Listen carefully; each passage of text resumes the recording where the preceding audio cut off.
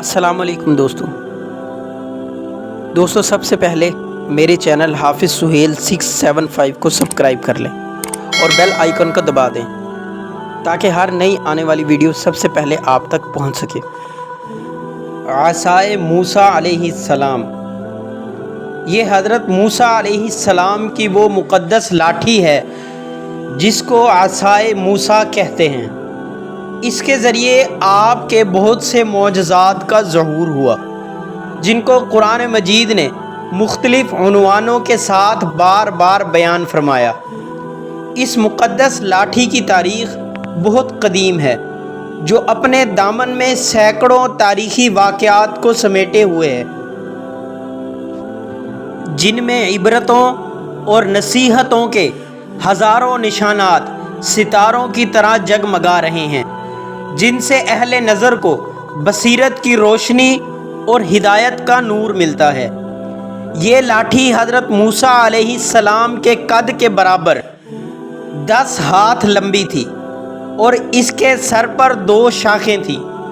جو رات میں مشعل کی طرح روشن ہو جایا کرتی تھیں۔ یہ جنت کے درخت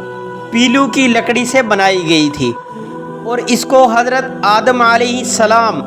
بہشت سے اپنے ساتھ لائے تھے۔ حضرت آدم علیہ السلام کے ساتھ عود اور حضرت موسیٰ علیہ السلام کا عصا جو عزت والی پیلو کی لکڑی کا تھا، انجیر کی پتیاں، حجر اسود جو مکہ معظمہ میں ہے، اور نبی معظم حضرت سلیمان علیہ السلام کی انگوٹھی، یہ 5 چیزیں جنت سے اتاری گئی تھیں۔ حضرت موسیٰ علیہ السلام اس مقدس لاٹھی سے بہت سے کام نکالا کرتے تھے، مگر جب آپ فرعون کے دربار میں ہدایت فرمانے کی غرض سے تشریف لے گئے اور اس نے آپ کو جادوگر کہہ کر جھٹلایا تو آپ علیہ السلام کے اس عصا کے ذریعے بڑے بڑے معجزات کا ظہور شروع ہو گیا، جن میں سے 3 معجزات کا ذکر قرآن مجید نے بار بار فرمایا۔ اژدہا بن جانا، اس واقعہ کا قرآن مجید نے ذکر کیا کہ فرعون نے ایک میلہ لگوایا اور اپنی پوری سلطنت کے جادوگروں کو جمع کر کے حضرت موسیٰ علیہ السلام کو شکست دینے کے لیے مقابلہ پر لگا دیا، اور اس میلہ میں ازدحام، جہاں لاکھوں انسانوں کا مجمع بنا ہوا تھا، ایک طرف جادوگروں کا ہجوم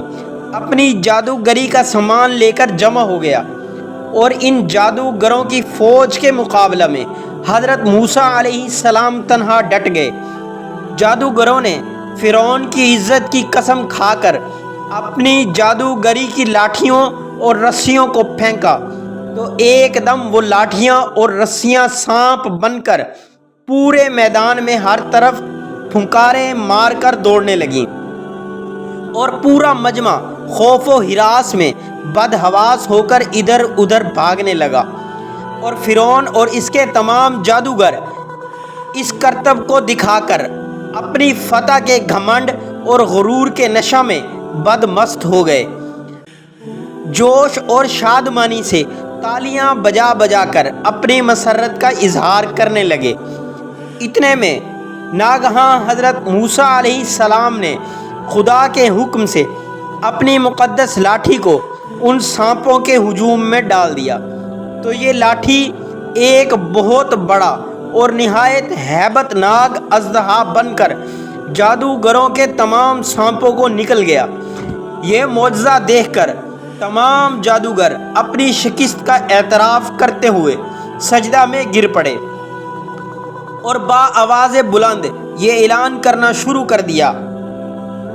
کہ ہم ہارون اور موسیٰ علیہ السلام پر ایمان لائے۔ حضرت موسیٰ علیہ السلام ایک مدت دراز تک فرعون کو ہدایت فرماتے رہے اور آیات و معجزات دکھاتے رہے، مگر اس نے حق کو قبول نہیں کیا، بلکہ اور زیادہ اس کی شرارت اور سرکشی بڑھ رہی تھی، اور بنی اسرائیل نے چونکہ اس کی خدائی کو تسلیم نہیں کیا، اس لیے اس نے ان مومنین کو بہت زیادہ ظلم و ستم کا نشانہ بنایا۔ اسی دوران میں ایک دم حضرت موسیٰ علیہ السلام پر وحی اتری کہ آپ اپنی قوم بنی اسرائیل کو اپنے ساتھ لے کر رات میں مصر سے ہجرت کر جائیں۔ چنانچہ حضرت موسیٰ علیہ السلام بنی اسرائیل کو ہمراہ لے کر رات میں مصر سے روانہ ہو گئے۔ جب فرعون کو پتہ چلا تو وہ بھی اپنے لشکروں کو ساتھ لے کر بنی اسرائیل کی گرفتاری کے لیے چل پڑا۔ جب دونوں لشکر ایک دوسرے کے قریب ہو گئے تو بنی اسرائیل فرعون کے خوف سے چیخ پڑے کہ اب تو ہم فرعون کے ہاتھوں گرفتار ہو جائیں گے، اور بنی اسرائیل کی پوزیشن بہت نازک ہو گئی، کیونکہ ان کے پیچھے فرعون کا خونخوار لشکر تھا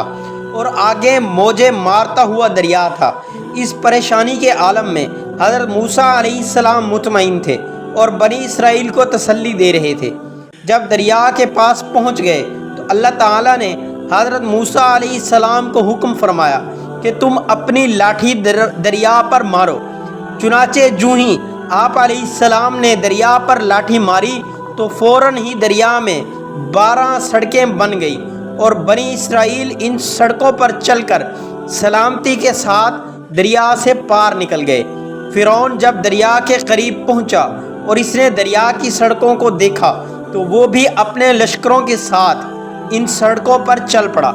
مگر جب فرعون اور اس کا لشکر دریا کے بیچ میں پہنچا تو اچانک دریا موجیں مارنے لگا اور سب سڑکیں ختم ہو گئیں اور فرعون اپنے لشکروں سمیت دریا میں غرق ہو گیا۔